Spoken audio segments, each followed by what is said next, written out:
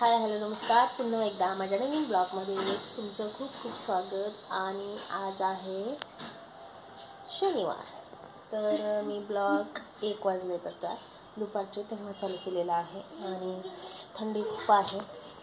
आमचा टॉम्या दाखवते तुम्हाला कसं बसलं ते का बघा. इथं बसते असा निवांत मस्त फ्रेश. इकडून ऊन येते छान असं आणि मग इथं बसते.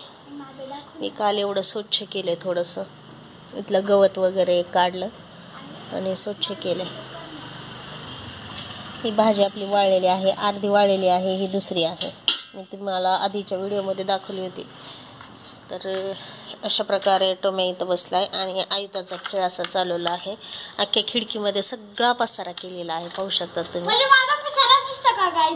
हो, पसारा दिसतो कारण का पूर्ण खिडकीमध्ये असा पसारा केला आहे. परत खाली पसारा करते सगळीकडे. ती फुलं उगं तोडून आणले. त्या झाडाला थोडे फुलं होते, ते झाडाचे उगीच फुलं तोडून आणलेत आणि का नाही इथं लावलेत.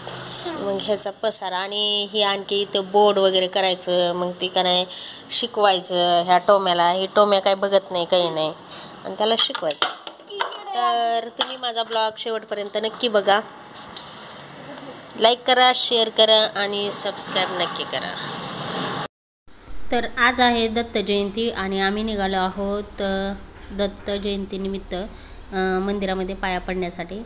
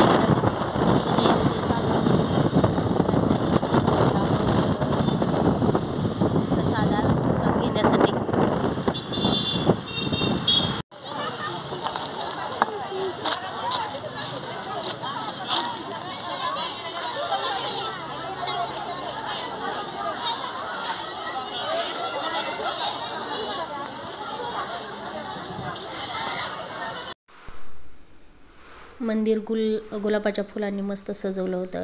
बाहेर पायऱ्यांवर वगैरे मस्त सुंदर अशी रांगोळी काढली होती आणि पायरीच्या खाली पण सुंदर रांगोळी काढली होती. आणि दत्त जयंतीनिमित्त इथं महाप्रसाद पण होता. तर तुम्ही माझा ब्लॉग शेवटपर्यंत पाहिल्याबद्दल तुमचे खूप खूप धन्यवाद. बाय.